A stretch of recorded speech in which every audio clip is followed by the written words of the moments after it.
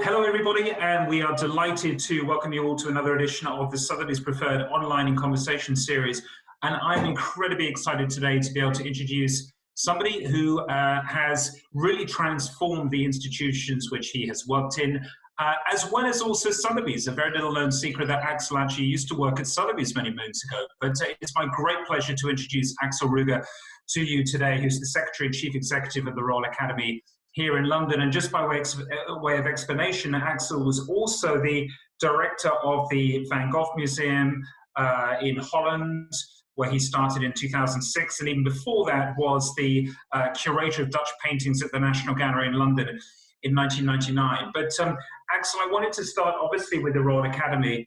The Royal Academy celebrated its 250th anniversary in 2018, and of course celebrated that with the opening of the reimagined and renovated spaces as well. Talk to us about the institution that you inherited and what your visions were at the time.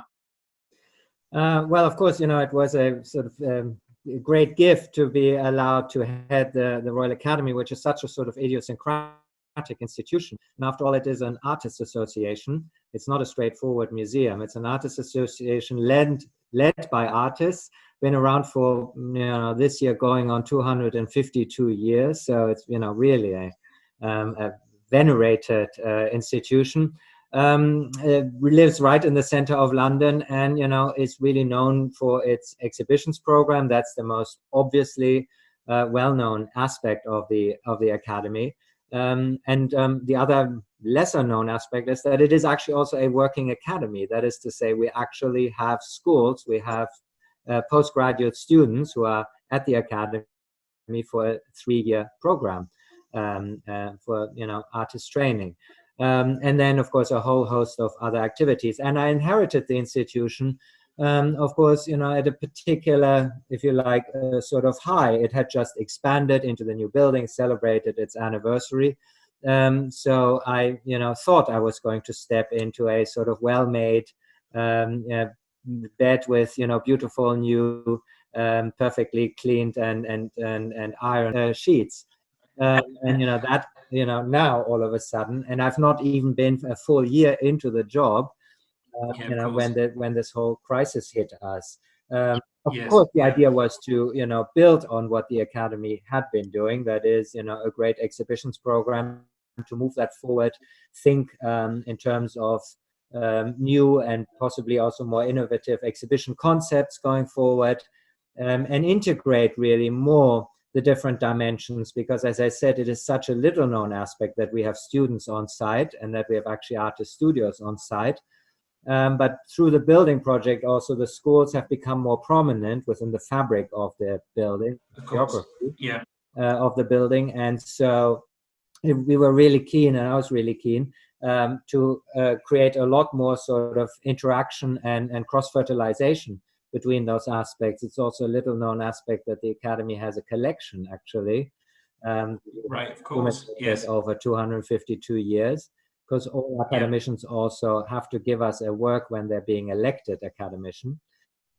So in that sense, there are also many still hidden gems within the Academy that deserve to be presented, and that is what the idea was going forward. And we'll see how we do. We'll be doing this now. But tell me, I mean, obviously, COVID has shut your the physical space to the Royal Academy, obviously for a foreseeable period of time. But what are the possible benefits of the situation now? I mean, clearly you're somebody who has got a distinguished career, working in a number of key institutions. But one of the key things you did at the Van Gogh Museum, I believe, is very much kind of focus on the digital transformation of that as an institution as well. So you're no stranger, in a way, to kind of re-articulating your audience to a online global space. How would you articulate what you've been doing at the Royal Academy and what the benefits of that are to your institution? Yes. Well, of course, I mean, because we cannot do what, and that's, I think, one of the bigger tragedies of this period for us as arts organizations, is that we cannot do what we should be doing best in a situation like this right now. Because in a crisis, what cultural institutions should be doing is they should provide a haven of community, of safety. They should offer solace, distraction, diversion, consolation, perhaps, and places where people can congregate. And this is, in other crises, the National Gallery was that during the Second World War. Right. The New York museums provided that after 9/11. And this is now what we cannot do. So we have all moved into the digital space, much like we are doing right now. Yes. We are interacting with our public, digitally, and of course, across the board, the engagement has, shot through the roof, as it were, for all of us. It is a great opportunity for us also to interact a lot more with our public, because the public also has more time. Mm-hmm. And will, devote more time to listening to something, to following something. And we discover that there's also a lot more dialogue possible. So it's not just us, providing content, sending it out there, but that we interact with our public in a very different way. And I hope that there's a lot we can take from that, going forward and continue along those lines.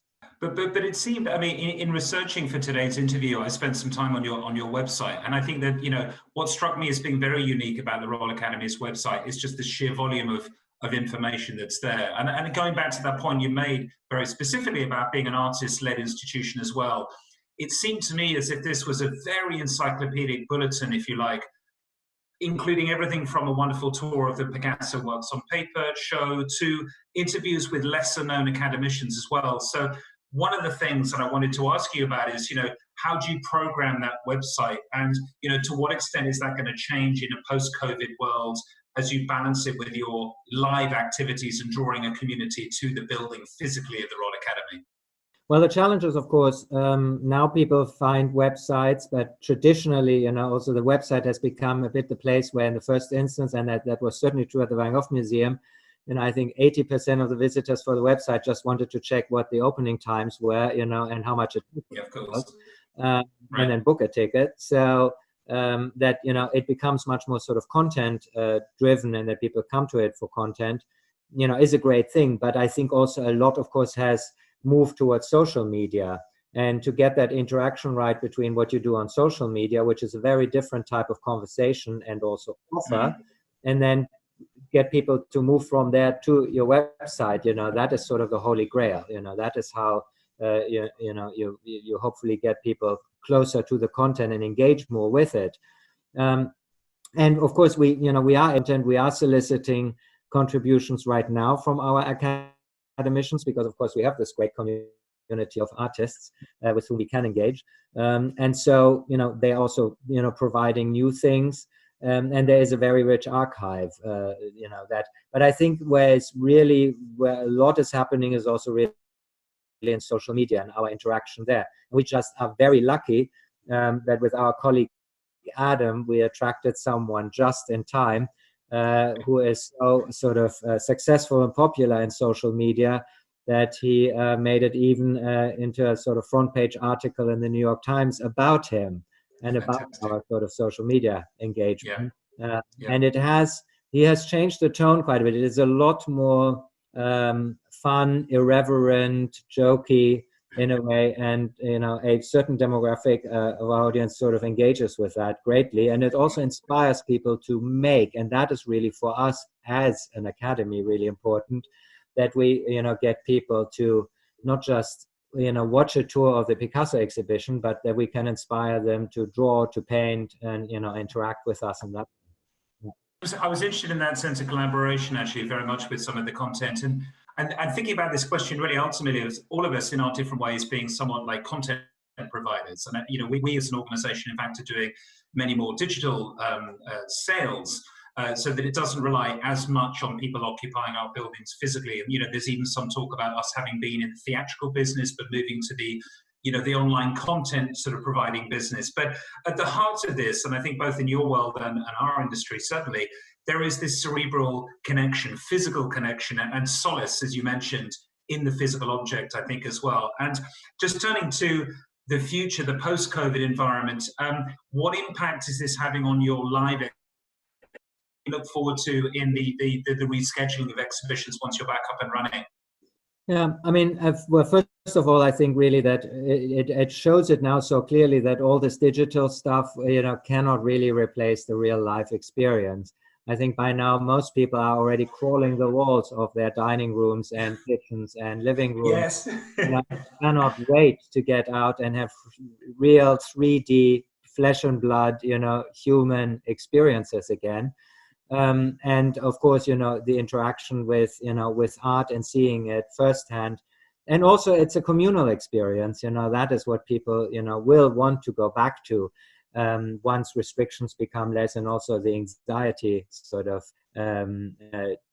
dissipates somewhat. So in that sense, there is, I think a great future for, the real life experience and the real object, as it were.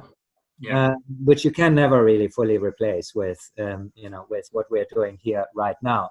But it will, of course, have meant that people have become more used to this way of interacting and dealing, and that things are, more accessible. So I think we will find that the world will become a bit more hybrid, where we will make more use of digital channels. For example, we will probably not bring everybody back into the office right away, just because of the restrictions that will still be in place. So we will have a model whereby, some of us will be in the office, others will continue to work from home. We may switch around, all of that. So I think more flexible models also will sort of emerge from the talking about it, but it becomes more reality. Yeah, and then specifically looking at the program ahead, I mean, a couple of the exhibitions that I really got excited about, and actually in many ways which kind of almost preempted this post-COVID environment that we're in. I mean, absolutely by coincidence it seems, but Tracey Emin and Edvard, The Loneliness of the Soul seems to be absolutely the right tone of show for a post-COVID environment. And then after that, Marina Abramović, Afterlife as well. I mean, I think the latter one has been postponed somewhat from its initial slot, but can you tell us a little bit about what we can look forward to with both of those exhibitions? Yes, well, I should first say that we have postponed Marina Abramović into the autumn slot of next year, because what we actually really felt, while these are sort of very rich and very content heavy and potentially emotionally heavy exhibitions, we also have a sense that people also might want a lighter touch as well, coming out of all of this. And the Royal Academy is, of course, host to the famous summer exhibition that it's been organizing for 252 years without interruption. So even during 2 world wars, the summer exhibition has always taken place. And we are pretty hell-bent on still having it this year as well. So we have postponed that into the autumn, and we do really hope that when we are going live again, that we will have a summer-autumn exhibition then this year, because we feel it's not only one of the most democratic exhibitions, but it actually financially supports artists, both in terms of those who submit work to the exhibition, and the proceeds from the summer exhibition benefit our schools. Right. So it is really an investment also in artists and supporting them, and they are obviously having a difficult time now. And then Tracey Emin's show, of course, with working with works by Edvard Munch, whom she has admired for her entire life. It's going to be very exciting, and that has not changed. We're doing everything to preserve that exhibition for the autumn. What has changed, unfortunately, that we had to cancel both our exhibition on Angelika Kaufmann, which is on in Germany right now, and also a small exhibition on Cézanne that we were going to do.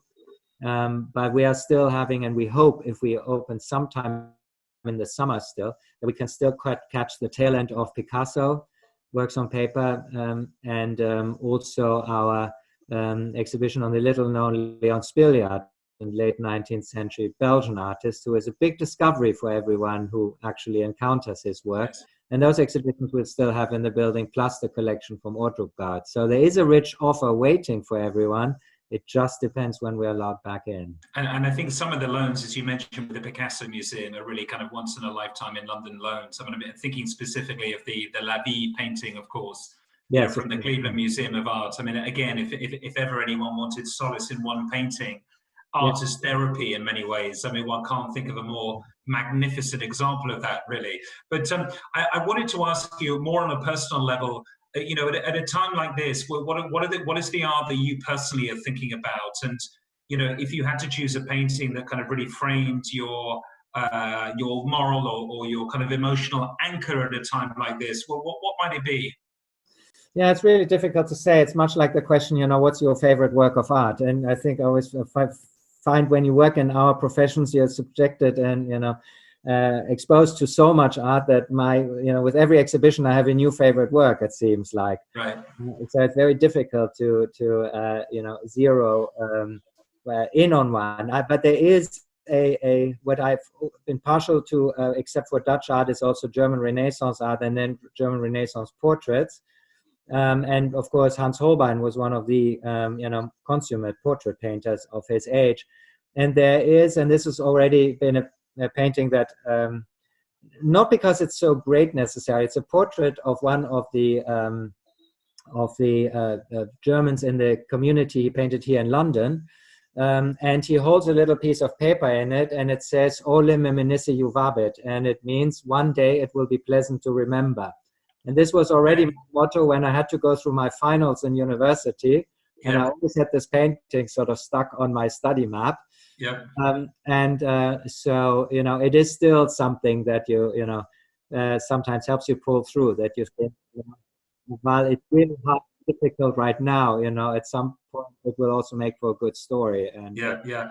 And what else are you consuming at this time of? I mean, there's a lot of talk, obviously, about sort of self-improvement and those sort of things in COVID. But on a personal level, I'm finding it very difficult to spend enough time reading. Actually, it seems very busy. But what are you reading at the moment, or you know, what captures your eye on Netflix or other streaming providers?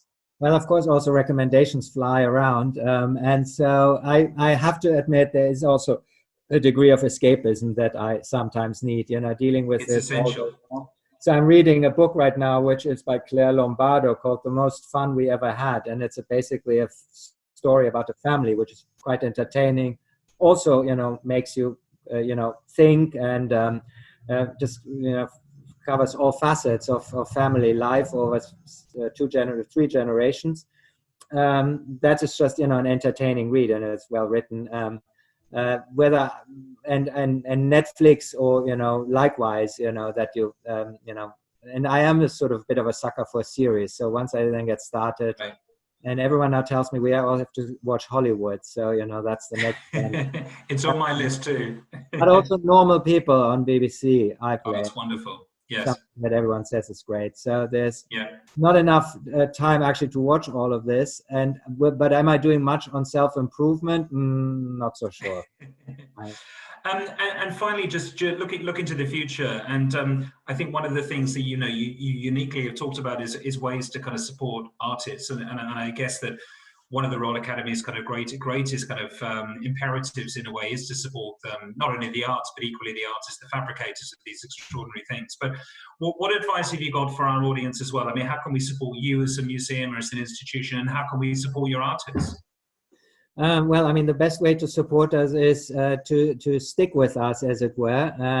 Those of, you know, we have a very, very large group of friends, of course, of the Academy. And I just want to say to them, you know, I know we cannot offer you quite as much as we normally would offer you when we are open, but, you know, stick with us, and, you know, we will make good for this period, because we really, really rely on the loyalty of our friends and patrons, what they're, you know, contributing to the Academy. It's at the moment our only source of income. And, you know, we must not forget that the Academy has no public funding whatsoever, never had it. So we don't have a grant in aid we can fall back on. You know, we need to earn our living every single day, and now we're losing every day, you know, that kind of income. So, you know, stick with us, remain a friend, ask other people to become a friend. You know, that is all, you know, really great help to us already.